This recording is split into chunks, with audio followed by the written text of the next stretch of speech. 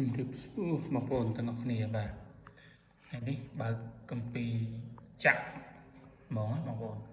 ខ្មោចបងប្អូនថានៅពេលដែលយើងបង្ហាញរូបឈើបង្ហាញផ្ទាល់តបងប្អូនថា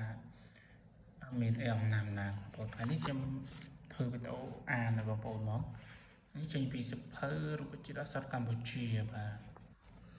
ទហើយថ្ងៃនេះខ្ញុំយកប្រធានបទដើមកណ្ដោល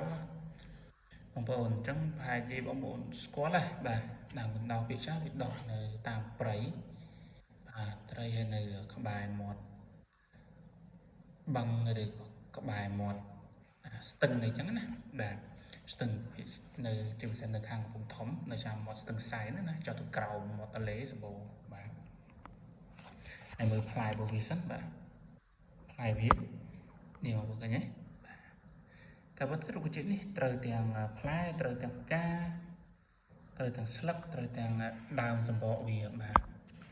ញ្ចឹងមកដឹងពីអត្ថប្រយោជន៍ទាំងអស់គ្នាបាទនិងភាសាបច្ចេកទេសបងប្អូនហ្នឹងហើយបើសិនជាខ្ញុំអាន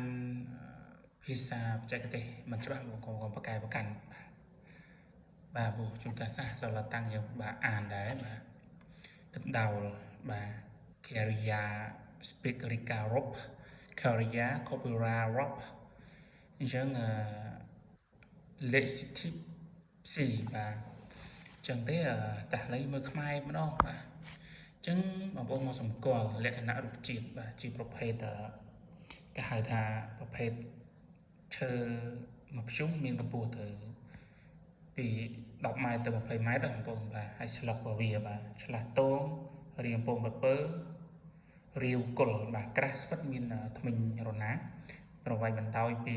12ទៅ20សង់ទីម៉ែត្រទទឹង6ទៅ12សង់ទីម៉ែត្របាទអញ្ចឹងផ្កាអត់មានតងត្របកផ្កាមានពណ៌បៃតងតិចលីពណ៌ផ្កាឈូកតិចកែសវែងជាច្រើនសរសៃមានពណ៌សគល់កែសពណ៌ក្រហមតិចបាទផ្លែបាទផ្លែហ្នឹងមានរោមតិចក្របតិចទំហំប៉ិនក្របសណ្ដែកបាយបាទហើយកន្លែងដាំដុះជួបប្រទះឃើញនៅតាមដងពុំរៀបប្រៃរបស់បាទហើយផ្នែកប្រើប្រាស់បាទបងប្អូនណាផ្នែកប្រើប្រាស់ស្លឹកសម្បកដើមផ្កាគ្រាប់ផ្លែស្លឹកនិងសម្បកដើមប្រមូលផលបានគ្រប់រដូវរសជាតិល្វីងចត់បាទការព្យាបាលស្លឹកផ្សះដំបៅផ្សះរបួសបាទសម្បកដើមព្យាបាលពោះចឹកផ្សះដំបៅថ្លោះក្រិចរត់សេរសោះធ្លាក់សផ្សះទូទៅស្ងោត្រាំពឹសផ្កាជាថ្នាំកម្លាំងសម្រាប់ស្ត្រីឆ្លងទន្លេហើយផ្ដាសាយក្អកគ្រាប់ព្យាបាលពឹសបាទផ្លែជួយរំលាយអាហារបាទកម្រិតនិងរបៀបប្រើពី9ទៅ15ក្រាមក្នុងមួយថ្ងៃដាំទឹកផឹកប្រើខាងក្រៅតាមចំនួនសមរម្យបាទបញ្ជាក់មិនអាចយកទៅប្រើចំពោះពោះដែលមានពឹសខ្លាំងខាំបានទេ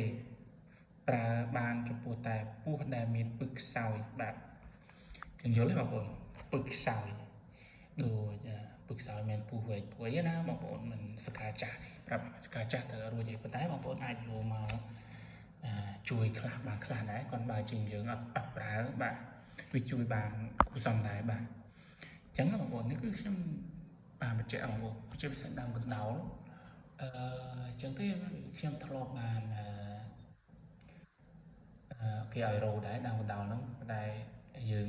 មិននៅក្បែរទេរោវាចំណាយពេលដែរបាទនៅទឹកព្រៃទៅអីអានបានបាទព្រៃ